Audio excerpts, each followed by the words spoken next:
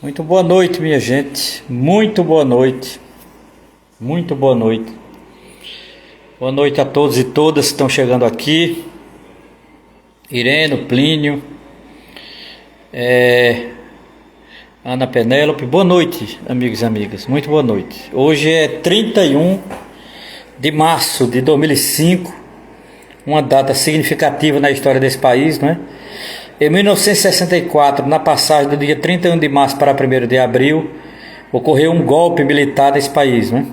Ontem eu estava comentando isso, eu tinha anunciado, né, que seriam duas lives, uma que foi ontem discutindo um pouco o caráter do golpe, a história do golpe, e hoje seria uma live sobre a Igreja Católica e o golpe militar, né? Alguém pode até perguntar por que o título dessa live. Boa noite, Aline, muito boa noite. Por conta, esse livro aqui saiu ano passado.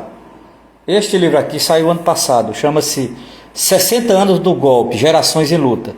Nesse livro aqui, que é uma coletânea organizada por Francisco Celso Calmon, conhecido como Chico Calmon, ele organizou uma coletânea com vários textos sobre a ditadura, vários temas.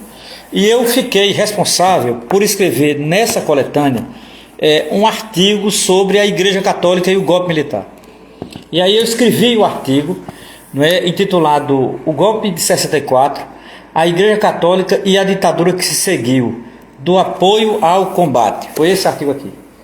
Eu escrevi esse artigo aqui, não é, o ano passado, foi para a publicação desse livro, e o tema foi exatamente a Igreja Católica e o golpe militar.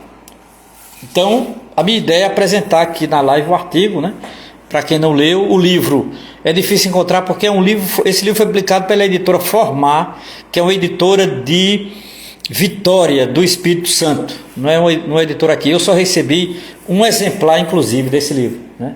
A editora é a editora Formar. Eu só recebi um exemplar, que foi o meu, que enviou, o organizador enviou, e eu não sei nem onde comprar mais esse livro, né? É sobre o golpe. E o meu artigo, o livro é todo sobre o golpe militar de 64. Tem poema, tem texto, tem conto, tem ensaio, tem, né? O meu é sobre a igreja, né? A Igreja Católica. Eu estudo a Igreja Católica, eu trabalho com alguns textos sobre. Então o livro é sobre o golpe de 64, né? Mas o meu artigo é sobre a igreja e o golpe de 64. Então, o livro é esse aqui, o nome do livro é O Golpe, 60 anos do golpe, gerações em luta. Aí tem aqui o meu artigo sobre a igreja, né? Então, quem tiver interesse, a editora chama-se Formar, é uma editora de Vitória do Espírito Santo, tá certo? Então, assim, a live de hoje é sobre a Igreja Católica e o golpe de 1964. Veja, é muito importante saber de hoje me perguntavam, inclusive nas redes digitais, porque eu postei no card, eu postei o seguinte título: por que a Igreja Católica apoiou o golpe de 64, tá certo? E aí muita gente perguntava, mas Homero, que história é essa de apoio? Porque todo mundo só conhece a igreja de esquerda, da teoria da libertação. Aí perguntava, mas Dom Paulo Evaristo Arnes, Dom Helder e tal. Veja, em 64 a igreja apoiou o golpe, eu tenho provas, tem documentos sobre isso. Olha, a CNBB escreveu, logo após o golpe de 64, a CNBB, logo após o golpe de 64, a CNBB escreveu uma carta agradecendo a Deus e a Nossa Senhora porque os militares agiram em tempo, porque os militares deram o golpe em 30 de março. A igreja não chama de golpe, ela chama de revolução, imagina. Naquele momento, a CNBB, entenda, não era a CNBB que vai mudar depois de 68. Então, assim, a igreja apoiou o golpe de 1964. Isso é um fato, todo padre sabe disso, bispo sabe disso. Está documentado, existe um documento da CNBB em que a CNBB, em nome dos bispos e em nome da Igreja do Brasil, saudou os militares e defendeu o golpe. E antes ela tinha defendido o golpe. Veja, antes do golpe de 64, já em 63, foi criado um movimento chamado, um movimento liderado por mulheres de classe média da cidade de São Paulo, liderada pela esposa do governador de São Paulo à época, chamado Adhemar de Barros, um governador de direita, que obviamente apoiou o golpe, né? A esposa desse governador criou um movimento que deu o nome de Marcha com Deus pela Família e pela Liberdade. Essa marcha, já em 63, ela estava na rua pedindo a intervenção militar. Em 64, ela voltou para a rua pedindo intervenção militar. Essa marcha, em 64, a partir de janeiro, ela vai se espalhar pelas principais capitais do Brasil. Essa marcha era organizada por mulheres católicas. Boa noite, meu amigo Robério, boa noite, Ricardo. Sejam bem-vindos. O tema da live para você chegar agora é a Igreja Católica e o golpe de 1964. Por que a igreja apoiou o golpe? Então eu estou justificando aqui, dizendo que a igreja ela tinha dentro das suas bases grupos de direita, grupos anticomunistas, grupos que acreditavam, espalhavam que João Goulart era um comunista, que João Goulart queria dar um golpe comunista, que João Goulart estava aliado à União Soviética, que João Goulart estava aliado à China de Mao Tse Tung, que João Goulart estava aliado a Fidel Castro e a Cuba revolucionária. Então, eles queriam que aqui virasse uma nova Cuba. Esse discurso era um discurso que já estava dentro da igreja desde 1962. Este discurso já estava dentro da igreja. Esse discurso de que João Goulart era comunista, de que João Goulart queria fazer reforma agrária, de que João Goulart queria fazer reforma urbana, que João Goulart queria tomar o que era dos outros, que João Goulart tinha um projeto parecido com Cuba, União Soviética e China, isso já estava dado dentro da igreja. Primeiro ponto. Segundo ponto, se organizou dentro da igreja um coletivo de mulheres de classe média, tudo branca, inclusive rica, não é?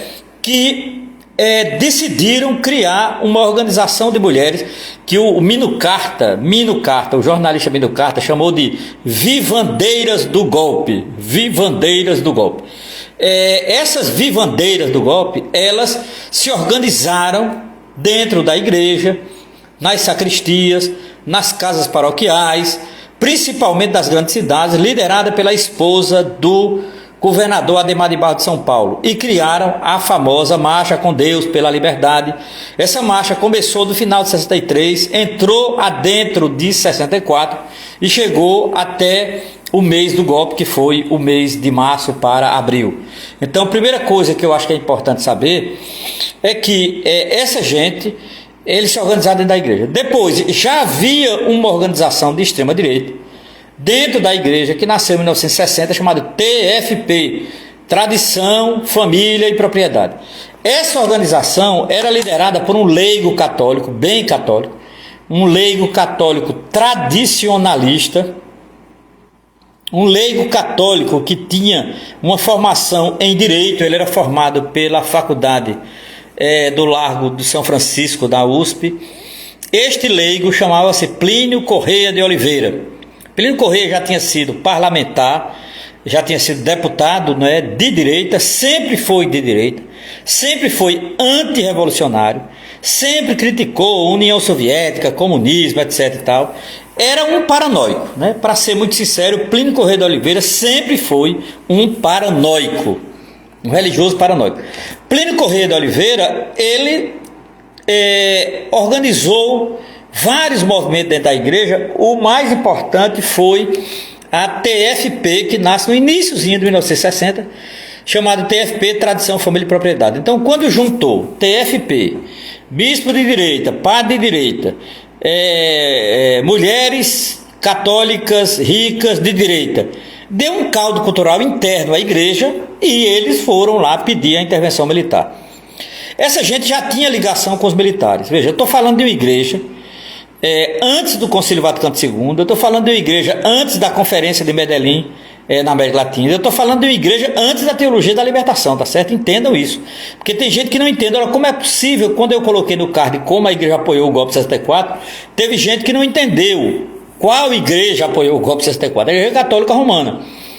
E ela apoiou o golpe. Eu tenho um documento, todo mundo tem, esse documento é fácil de encontrar, está na internet, que é a carta que a CNBB escreveu em maio, apoiando, saudando, na verdade, não é apoiando, porque o golpe já tinha ocorrido em 1º de abril, né?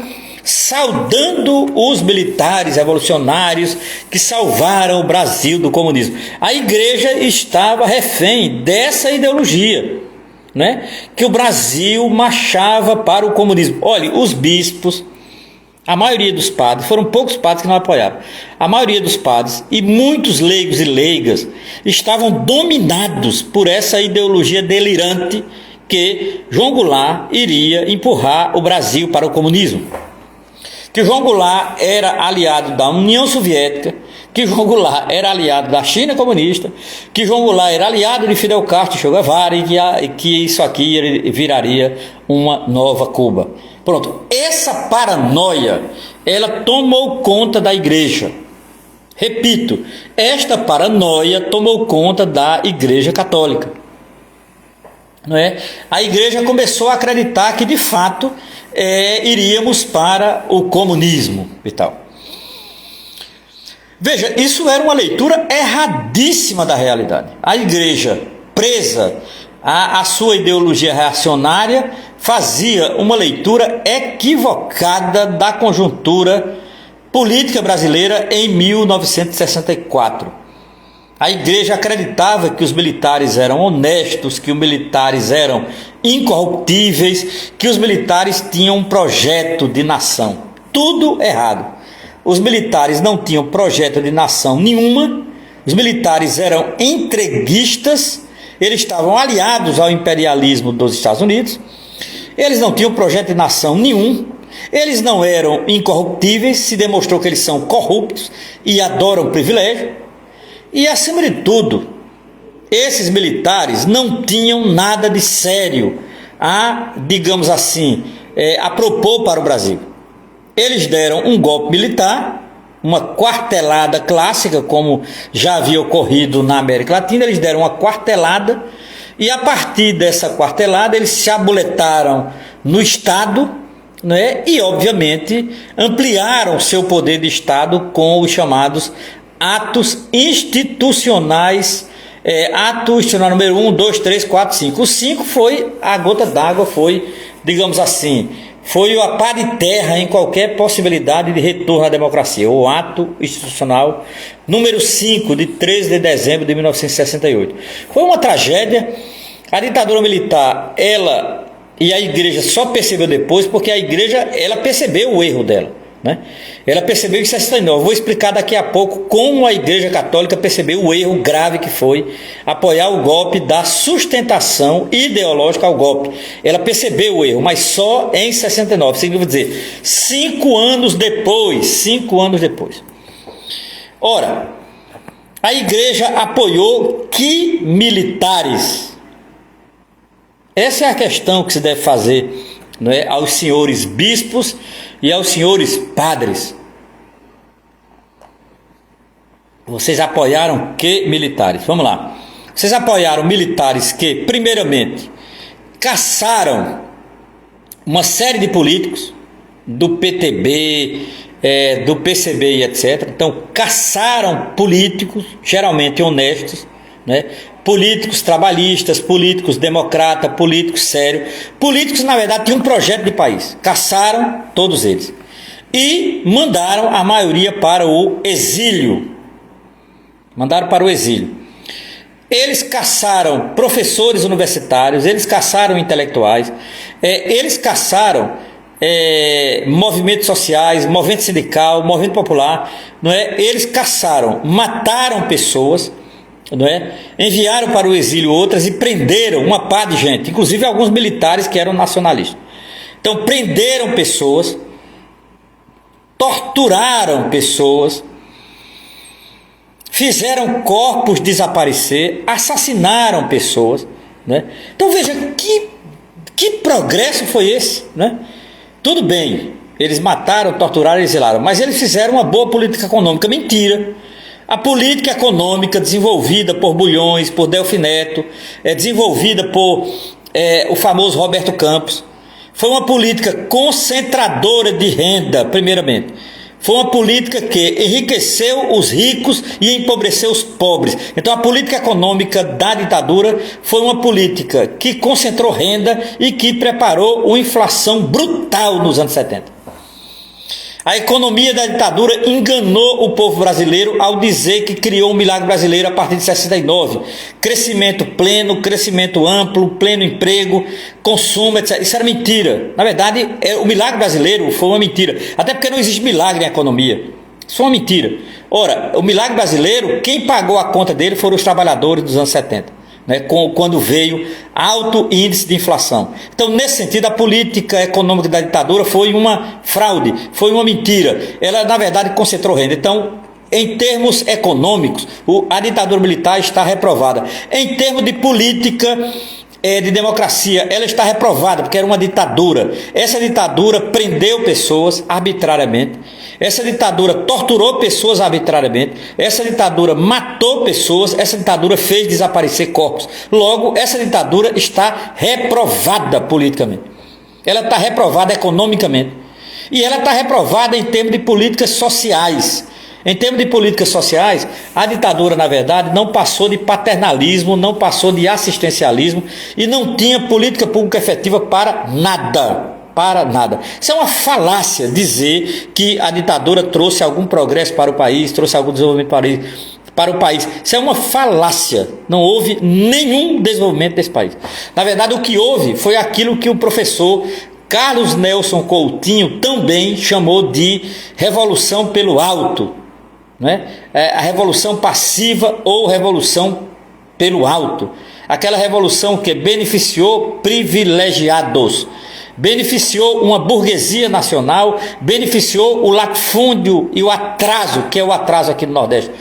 Ora, e reprimiu as organizações dos trabalhadores, reprimiu os trabalhadores, fez intervenção em vários sindicatos, basicamente acabou com o movimento sindical brasileiro. Então, nesse sentido, foi um erro fatal a Igreja Católica apoiar a ditadura. Foi um erro sem precedentes. O apoio que a igreja deu aos militares. E quando é que a Igreja Católica percebe isso? Ela percebe isso no decorrer mesmo. Quando, por exemplo, pessoas foram caçadas e presas e começaram a incomodar a igreja. Ela começou a perceber quando os militares não queriam sair do poder. Eles eram para convocar a eleição em 65 e mantiveram-se no poder.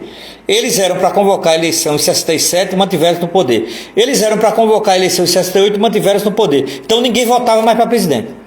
Ora, a eleição era indireta e basicamente nos quartéis. É tão provado que só eram escolhidos generais. Foi o general Castelo Branco, foi o general Costa e Silva, foi a junta militar quando Costa e Silva quase morre, depois veio o general Médici, depois veio o general Ernesto Gás, depois veio o general Figueiredo. Só foram generais. Então não havia espaço nenhum para a democracia, nenhum.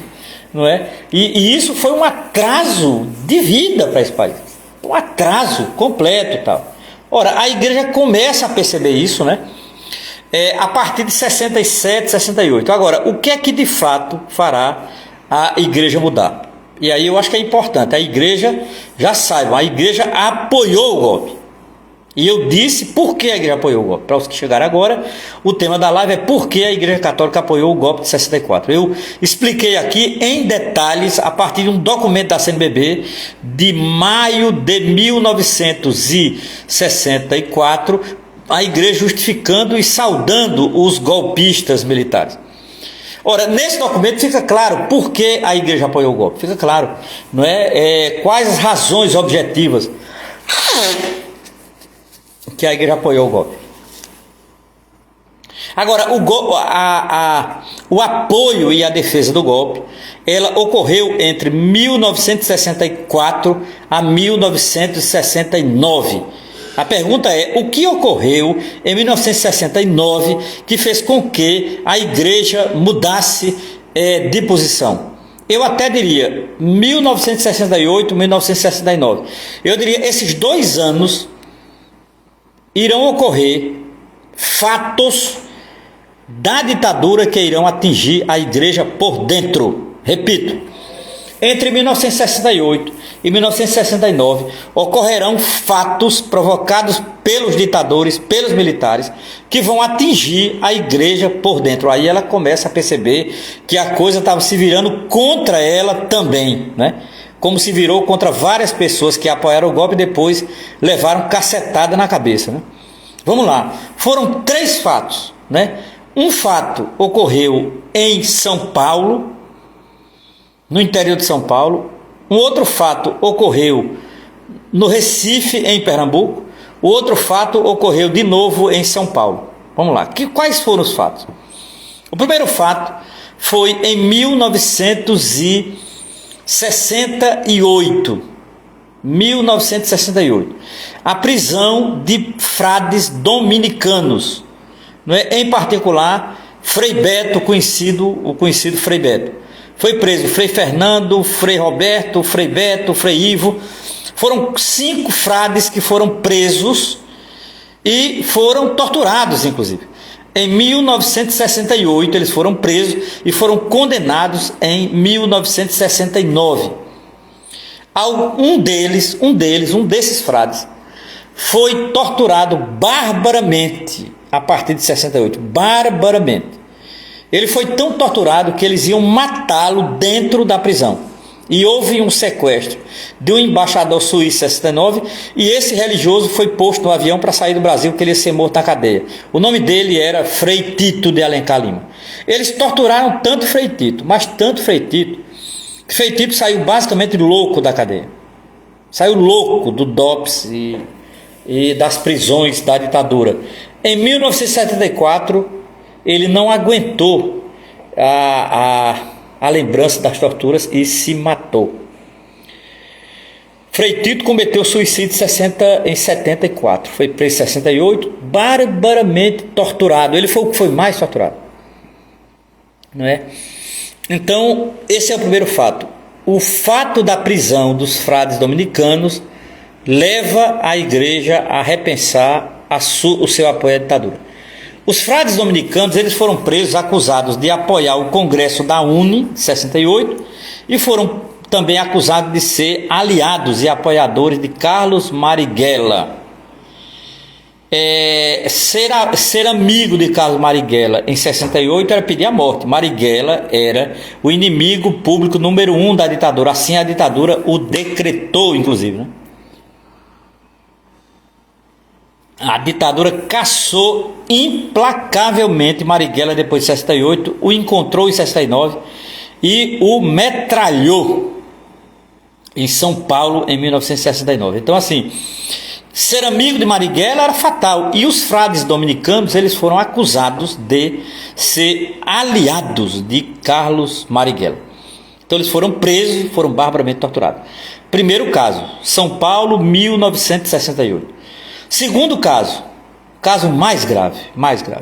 Esse caso ocorreu na cidade de Ribeirão Preto, interior de São Paulo, em que uma madre chamada Madre Maurina Borges, essa mulher que liderava, era diretora de um lar chamado Lar Santana, que era uma casa que abrigava meninas que eram abandonadas de casa, meninas que fugiam de casa, meninas em situação de rua, adolescentes, meninas, moças, em situação de rua. E essa freira, ela foi presa injustamente e irresponsavelmente por militares de Ribeirão Preto, acusada de apoiar comunista, acusada de ser aliada de Marighella, não sei o quê. Eles pregaram essa freira, eles torturaram a freira, eles estupraram a freira, não é? A freira sai arrasada, né, da prisão, e aí houve uma intervenção do bispo de Ribeirão Preto, houve intervenção da igreja, houve toda uma comoção e a irmã foi solta. Só que a irmã foi solta já totalmente torturada e ela foi enviada para o México. Então, o caso da madre Maurina Borges chocou a igreja. Depois do caso da irmã Maurina Borges não tinha mais volta, né? Os militares perceberam a igreja percebeu que os militares não respeitavam a igreja. que os militares não eram aliados da igreja, que os militares usaram a igreja para legitimar o golpe de 64. A igreja descobre isso em 69, com a prisão dos dominicanos e com a prisão da Madre Maurina e toda a tortura que ela sofreu. Aí a igreja começa a ir para a oposição e aí a coisa começa a mudar, né? Em 1964 havia sido nomeado bispo, arcebispo da diocese do Recife, Olinda, Dom Helder Câmara. Dom Helder Câmara começa a mudar, ali por volta de 64, ele começa a receber notícia de que tinha tortura, de que tinha pessoa sendo assassinada, corpo desaparecido. Dom Helder começa a assumir a bandeira dos direitos humanos. Dom Helder começa a preocupar os militares, Dom Helder começa a incomodar os militares, e olha que os militares conheciam bem Dom Helder. Por exemplo, a esposa de Castelo Branco, ela se confessava com Dom Helder Câmara, eles eram do Rio de Janeiro, né? Dom Helder foi bispo auxiliar do Rio de Janeiro até 64, então Dom Helder trabalhou na pastoral do Rio de Janeiro, não é? E ele é bem visto pelos militares. A partir de 64 ele começa a ser mal visto pelos militares, e em 1969 um padre que tinha sido ordenado por Dom Helder, que trabalhava com a juventude, que era da juventude estudantil católica, que era da juventude universitária católica, um padre chamado Padre Henrique Pereira Neto. O Padre Henrique é preso em 69, barbaramente torturado uma noite inteira, assassinaram o padre e jogaram seu corpo nas matas da várzea próximo da universidade. Esse fato chocou a igreja, esse fato chocou o país, esse fato definitivamente fez a igreja se afastar por completo da ditadura. Veja, se a igreja vinha se afastando da ditadura com a prisão dos frades dominicanos em 68, se a igreja já ficou em oposição da ditadura com a prisão da Madre Maurina Borges em Ribeirão Preto, a sua tortura e o seu estupro, com o assassinato do padre Henrique Pereira Neto, a igreja não tinha mais dúvida. A ditadura era inimiga da igreja. E a partir de 69, Dom Helder Câmara vai liderar um movimento dentro da igreja para que houvesse um combate, não é? Um combate direto à ditadura, em que a igreja ia retirar seu apoio à ditadura e iria denunciar aquele governo como um governo ditatorial, como um governo violento e como um governo que feria todas as normas dos direitos humanos. Todas as normas dos direitos humanos, né?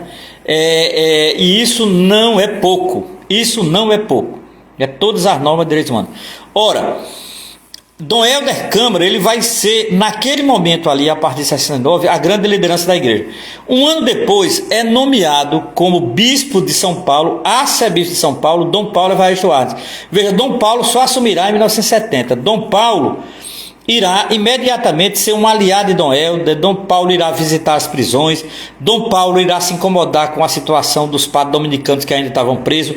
Dom Paulo começa a ser um mediador entre os militares e a igreja. Dom Paulo começa, obviamente, a ser o grande nome daquele que ia visitar os presos, né, que estavam na cadeia, os presos políticos. Dom Paulo começa a organizar grupos para, de certa forma, defender os direitos humanos. Dom Paulo faz uma coisa extraordinária, que é organizar uma comissão de justiça e paz da arquidiocese, com advogado, com lei, com intelectual, não é? Até Antônio Cândido de Melo Souza participou da comissão de justiça e paz, né, organizada por Dom Paulo. Então Dom Paulo começa a mexer os pauzinhos em São Paulo, começa a organizar a pastoral popular em São Paulo, e ao mesmo tempo ele começa a se preocupar com os direitos humanos, ele começa a viajar para fora do país, ele começa a perceber que a ditadura era extremamente violenta, né? Dom Paulo, já quando assume, já percebia. Aliado do Helder Câmara, eles reorganizam a CNBB, não é? A CNBB basicamente passa para a esquerda católica a partir de 1970. A partir de 1970, os presidentes da CNBB todos eram vinculados à esquerda, do Ivo Loscheider a Luiz Loscheider, até chegar Dom Luciano Mendes de Almeida, que reorganizou de fato. Dom Luciano Mendes de Almeida teve uma das mais profícuas gestões da CNBB. Ora, os bispos foram para a esquerda, os bispos foram para a pastoral popular, para a defesa dos direitos humanos, para a reorganização da pastoral social, para defender os índios, para defender os camponeses. Para você ter uma ideia, a igreja criou o CIMI, a partir de Dom Pedro Casaldáliga, a partir de Dom Tomás Balduino, para defender os índios, porque os índios eram os mais massacrados pela ditadura. A ditadura odiava o CIMI, o Conselho Indigenista Missionário da Igreja Católica. A Igreja Católica criou a CPT, Comissão Pastoral da Terra, para defender a reforma agrária contra a ditadura. Porque a ditadura não tinha projeto algum de reforma agrária. Então a igreja começou a cobrar a defesa dos índios, começou a denunciar assassinato de índio por causa de questão de terra, começou a defender os camponeses e lutar pela reforma agrária, começou a organizar a pastoral urbana, o debate sobre moradia, caristia, etc. E a igreja avançou mais. Ela foi para cima pedindo democracia. Ora, a partir de 1970 a Igreja Católica muda, é isso que eu digo no meu artigo, né? Para quem tiver interesse. O ano passado eu escrevi um artigo sobre a Igreja Católica, né? Que está no livro chamado 60 anos do golpe, gerações em luta. Esse livro foi publicado pela editora Formar, que é uma editora de Vitória. Eu escrevi um texto chamado O Golpe de 64, a Igreja Católica e a ditadura que seguiu, 2 pontos, do apoio ao combate. Eu escrevi esse ensaio aqui. Então a primeira parte desse ensaio é exatamente o porquê a igreja apoiou o golpe de 64. E aí eu analiso um documento da CNBB que foi publicado em maio de 64 apoiando o golpe. E por que ela apoiou o golpe? A partir de 69 a igreja começa a mudar, não é? Com a prisão dos dominicanos no final de 68, com a prisão da Madre Maurina e toda a tortura que ela sofreu, e por fim o assassinato do Padre Henrique em 69 fez com que a igreja mudasse radicalmente do apoio ao combate à ditadura militar. Só que esse combate ele não foi um combate direto, a igreja não pegou em arma para derrubar a ditadura. A igreja, na verdade, fazia um trabalho por baixo do pano, fazia um trabalho de topeira, como dizia o velho Karl Marx, um trabalho de topeira. A Igreja Católica fez a estratégia da topeira, começou a construir por baixo, a organizar o movimento popular, a organizar o movimento social, a organizar a esquerda que estava desorganizada, a criar comissões de direitos humanos, a organizar a pastoral social e popular, a defender os índios e principalmente os camponeses. Para isso a igreja criou instituições como o CIMI, como a CPT, como a pastoral operária, que vai nascer no final dos anos 70 sob a liderança de Frei Beto. Então imagine, a igreja começa a avançar sobre a sociedade civil, agora só com uma postura mais à esquerda, com uma postura de defesa dos direitos humanos, uma postura humanista. Ser humanista em 1970 era ser anti-ditadura militar, porque a ditadura militar era, acima de tudo, desumana. Ora, a igreja começou a denunciar a tortura. Dom Helder, que passa a ser o inimigo público número 1, que foi Marighella em 68, era Dom Helder Câmara nos anos 70. Ambos foram o quê? Inimigos públicos número 1 da ditadura. Dom Helder levava informações do Brasil para a França, para a Holanda, para o Conselho Mundial de Igreja, etc. e tal. Dom Helder começou a denunciar que no Brasil havia tortura, jovens eram torturados em porões da ditadura, corpos eram desaparecidos, mulheres eram torturadas e estupradas nas cadeias. O governo estava desenvolvendo uma política totalmente arbitrária de tortura e assassinato. Dom Helder passa a ser o grande inimigo da ditadura, porque ele passa a ser um dos principais nomes a denunciar isso fora do Brasil. Não é? Então veja, com Dom Helder, com a CNBB organizada, com o CIMI, a CPT e a Pastoral Operária, com a reorganização do movimento popular de base, a partir de paróquias e movimentos, a igreja começa a ser o grande caldo cultural da esquerda dos anos 70. Já que não podia ter partido político de esquerda livre, não podia ter partido comunista, não podia ter organização sindical livre, a igreja passou a incorporar tudo isso. Era inevitável, se a igreja passava para o campo da esquerda, ela teria que incorporar tudo isso. A igreja teria que ser um pouco sindicalista, um pouco comunista, um pouco voltada para o social, para o popular, etc. Ela tinha que ser um pouco isso. Agora, a igreja nunca foi comunista, mesmo. Eu estou dizendo que isso é uma metáfora. É claro que a igreja não foi comunista, isso não faz sentido, eu não defendo isso e acho que isso é muito paranoia da extrema-direita. Agora, ela foi um pouco comunista no seguinte sentido, ela começou a defender presos políticos que eram comunistas, né? A Igreja Católica, independente de você ser comunista ou não, foi um preso político, estava sendo torturado, ela defendia em nome da dignidade da pessoa humana e dos direitos humanos. Era esse o papel da igreja. Se você era do Partido Comunista, se você era de alguma guerrilha, isso não interessava a figuras como Dom Paulo Evaristo Arnes ou Dom Helder Câmara. Não interessava a eles isso. O que interessava era defender a dignidade humana onde ela fosse atingida. Esse era um objetivo central e acho que foi de uma importância muito grande, né? Muito grande. Eu diria que teve um papel assim fundamental o trabalho da igreja com camponeses, o trabalho da igreja com índios, né, população indígena, o trabalho da igreja com os operários, né? Lula, o presidente atual, deve muito à igreja, né? Lula, inclusive, vem para o mundo da luta sindical, não é, a partir da igreja, não é? A partir de Dom Cláudio Rumes, a partir da igreja no ABC Paulista, etc, etc.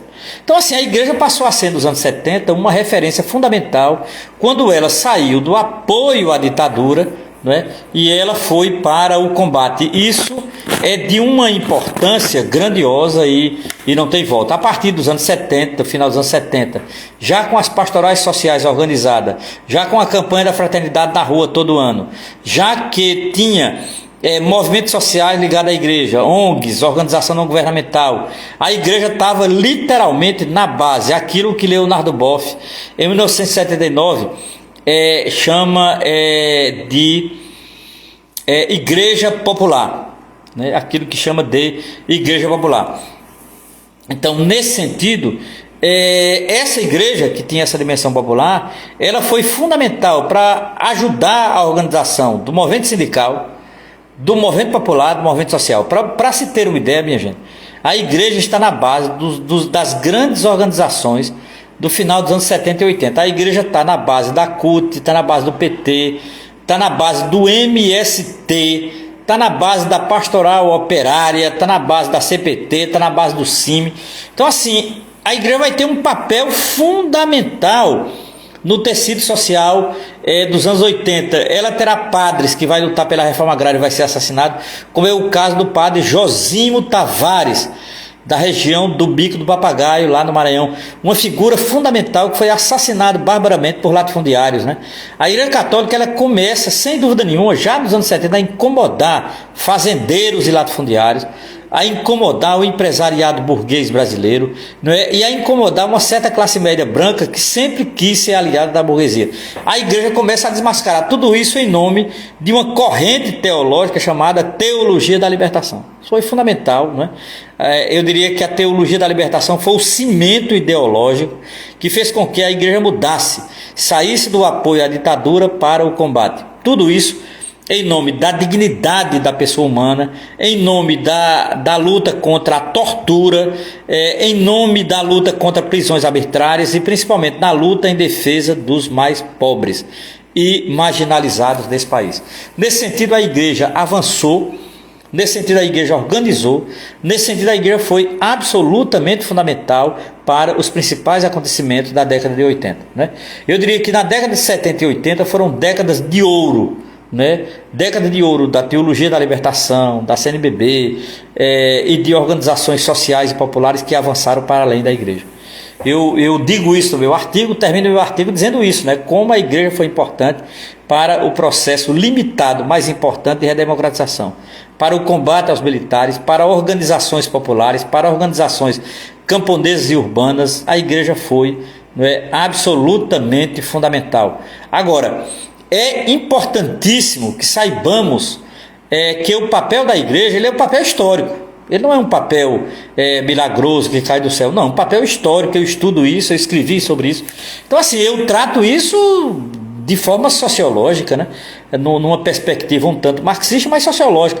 Então o meu interesse é compreender, isso não é um trabalho de teologia, eu não quero doutrinar ninguém, mas eu quero compreender sociologicamente como uma instituição como a igreja, que apoiou o golpe, que escreveu para apoiar o golpe, que deu, digamos assim, sua legitimidade para os militares e que fez tudo isso, não é, em apoio aos militares, e em 69 ela muda. Ela muda quando ela é atingida por dentro. Quando os frades dominicanos são presos e torturados. Quando a irmã Marina Borges, ela é presa e torturada, violentamente torturada essa irmã foi, não é? Quando o padre Henrique Pereira Neto é assassinado no Recife, depois de longa tortura. E seu corpo jogado nas matas, né? Então veja, depois de tudo isso a igreja muda. A igreja muda, não é? E principalmente sob a liderança de um homem que não pode nunca ser esquecido. Nunca. Nunca esse homem poderá ser esquecido. Chama-se Dom Helder Câmara. Dom Helder liderou a igreja contra a ditadura militar. Dom Helder liderou a igreja na defesa dos direitos humanos, na defesa da dignidade humana e principalmente, Dom Helder tinha uma mente muito organizada. Era um cérebro muito organizado esse homem tinha, né? O cérebro de Dom Helder era uma dádiva. Repito, o cérebro de Dom Helder era uma dádiva pensando. Esse homem reorganizou a CNBB, esse homem reorganizou o episcopado brasileiro, esse homem reorganizou a pastoral brasileira, tornando-a uma pastoral popular. Por Dom Helder foi absolutamente fundamental, não é, no combate ao golpe, defendeu pessoas, arrancou pessoas das cadeias que iam morrer sob a tortura, denunciou a tortura no Brasil e fora do Brasil.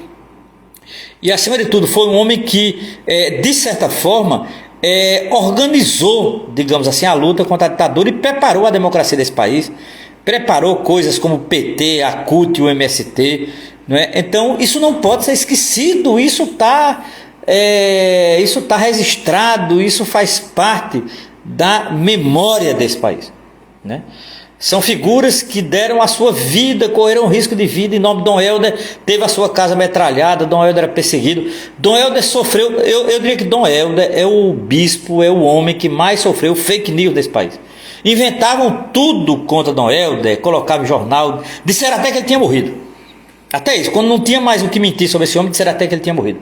Então, assim, era uma figura absolutamente chave, Foi uma figura que eu diria, para mim, é a figura mais importante da Igreja Católica nos anos 60, 70 e 80. Eu diria, nesses 3 décadas da Igreja, a partir de 64, quando ele assume a Arquidiocese do Recife e Olinda, entre 64 e 85, Dom Helder é uma das figuras mais importantes da vida intelectual brasileira. Dom Helder tem que ser estudado não apenas como um bispo, como um católico, como um homem visionário. Dom Helder tem que ser estudado como um grande intelectual desse país, que tinha um projeto de país e que seu projeto de país passava pelo combate à fome. Então, Dom Helder Câmara foi absolutamente fundamental, não pode ser esquecido quando a gente estuda, o golpe de 64, a ditadura que se seguiu, e nesse dia, que é o dia 1º de... estamos chegando no dia 1º de abril, hoje é 31, na passagem de 31 para 1º de abril de 64 ocorreu esse golpe. Agora, por fim, eu queria fazer uma denúncia aqui aos amigos e amigas que estão. Assim como na ditadura, tem um padre que está sofrendo uma grande perseguição, uma perseguição sistemática dentro da igreja, chamado padre Júlio Lancelotti. Hoje, um centro de direita, um centro de extrema direita, um obscuro centro chamado Centro Dom Bosco, do Rio de Janeiro, fez uma live agora pela tarde, liderado pelo seu presidente chamado Álvaro Mendes, que é um cara de extrema direita. Esse cara está liderando um movimento para expulsar o padre Júlio Lancelotti das redes digitais, para banir o padre Júlio Lancelotti das redes digitais, para cancelar o padre Júlio Lancelotti. Eles estão organizando um imenso abaixo-assinado para que o bispo, o cardeal de São Paulo, tire e puna o padre Júlio Lancelotti. Por quê?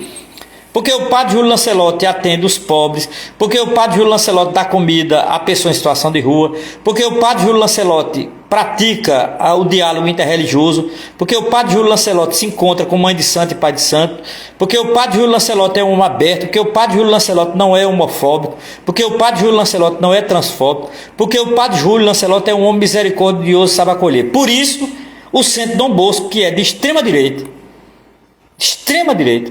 quer punir o padre Júlio Lancelotti. Veja que bando de canalha.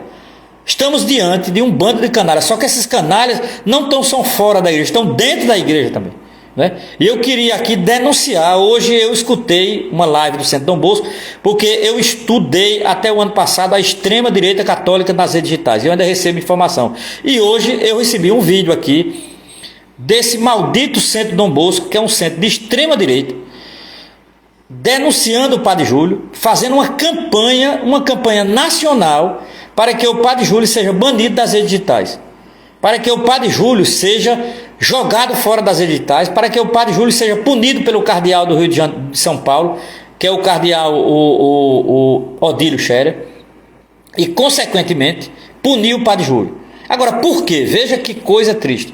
O Padre Júlio deve ser punido, segundo esse obscuro Centro Dom Bosco, porque ele dá comida e acolhe e trabalha com pessoas em situação de rua.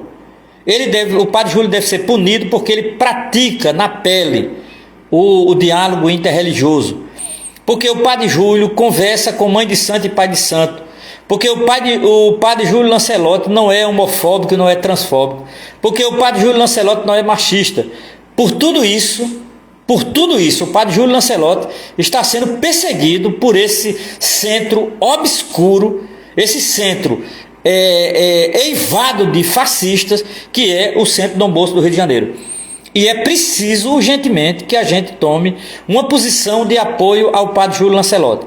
É preciso que as organizações sérias desse país tomem uma posição de apoio ao Padre Júlio Lancelotti. Chega de perseguição ao Padre Júlio por conta dessa extrema-direita católica. É preciso que o MST apoie o Padre Júlio. É preciso que a CNBB apoie o Padre Júlio. É preciso que o movimento sindical brasileiro sério apoie o Padre Júlio Lancelotti. O Padre Júlio Lancelotti, nessa hora, não pode ficar de maneira nenhuma.